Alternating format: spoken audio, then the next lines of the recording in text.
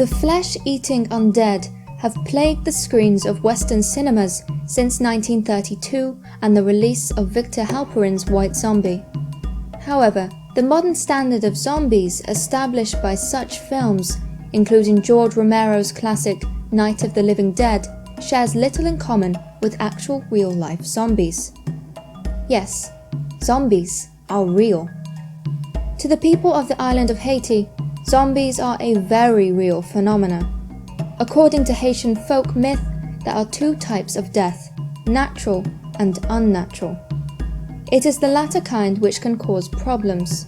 The souls of those taken before their time, most commonly a result of murder or suicide, linger at their graves, unable to rejoin their ancestors. These restless spirits are the ones who can be harvested for zombie voodoo. Powerful Haitian sorcerers called bokors are believed to have the power to reanimate such corpses. This is achieved through powerful black magic, whereby the bokor can snatch vulnerable souls and imprison them in bottles or earthenware jars. From this point onwards, the soul and corpse of the unnatural dead belong to the bokor. Under the sorcerer's control, the undead body can be used for various purposes, both benevolent and malicious. However, it is most commonly said that zombies are used by bokors for manual labor, forced into endless, mindless toil on farms or plantations. Zombification can also be a form of punishment. Many Haitians believe that bokors sometimes turn a person into a zombie as vengeance for crossing them.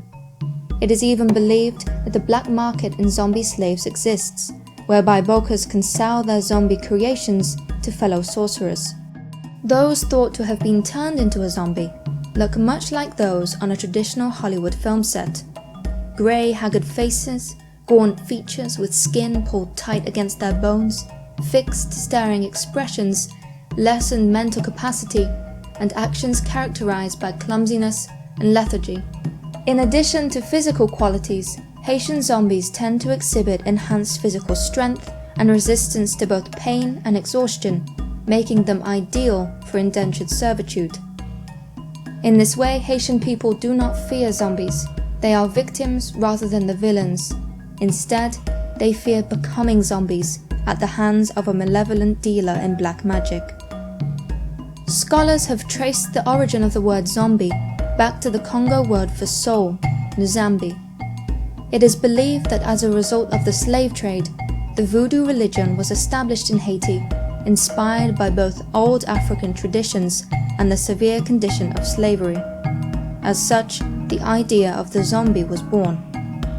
Today, it is estimated that 80 to 90% of Haitians believe or practice the voodoo religion. Old superstitions and the fear of zombification have been used as a tool for political and social control in Haiti. From 1957 to 1984, under the oppressive Duvalier regime, the threat of zombification was exploited to quell resistance. Rumors existed that the secret police employed powerful bokor sorcerers to zombify anyone who stepped out of line. Even to this day, Article 246 of the Haitian Criminal Code makes mysterious allusions to considering an attempt on life without giving death, which will cause a more or less prolonged state of lethargy. It also states that the victims may end up being buried as a result of this attempt on their life, sinisterly reminiscent of bokor voodoo and zombification. According to the law, such a crime is akin to murder. The zombie phenomenon has never left Haiti, with sightings of haggard creatures fairly common in many rural areas. In fact, reports are so commonplace that there have been sensational estimates claiming that there are as many as 1,000 new zombies every year. Some academics have tried to explain Haitian zombification through pharmacology. Certain plants have been identified as producing psychoactive effects not dissimilar to a zombie-like state. One leading researcher, Wade Davis, theorized in the 1980s that a death-like state is achieved by the bokor using a powerful neurotoxin such as that derived from the internal organs of pufferfish called tetrodotoxin, a a substance which is 1,000 times more toxic than cyanide. Once administered, the victim is buried, believed to be dead by their family. After this, the bokor can revive them and enslave them through the use of psychoactive drugs such as Jimson's weed or the zombie cucumber, which can keep someone in a delirious trance-like state vulnerable to mind control. Other substances thought to trigger frightening psychic dislocation are believed to be involved in the creation of zombies. Haitian bokors admit the use of powders in the zombification process. However, those researchers who have delved into the spiritual world of the Haitian zombie have found it increasingly difficult to get hold of definitive samples. The powder and its recipe are monopolized by the secret Baizango society, who began as small groups of slaves who escaped from plantations during colonial times. The only samples ever recovered and tested in laboratories have been proven inactive.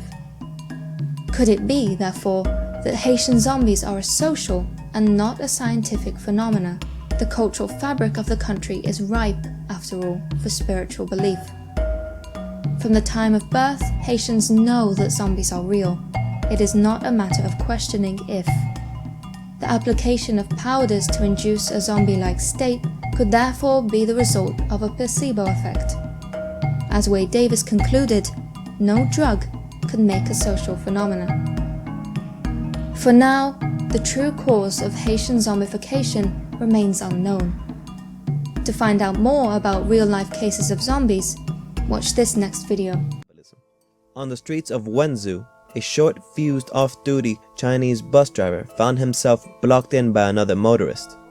Rather than wait for the situation to resolve itself, the bus driver, surnamed Dong, instead threw himself on top of the woman's car and began pounding on the windscreen until she was forced to exit her vehicle.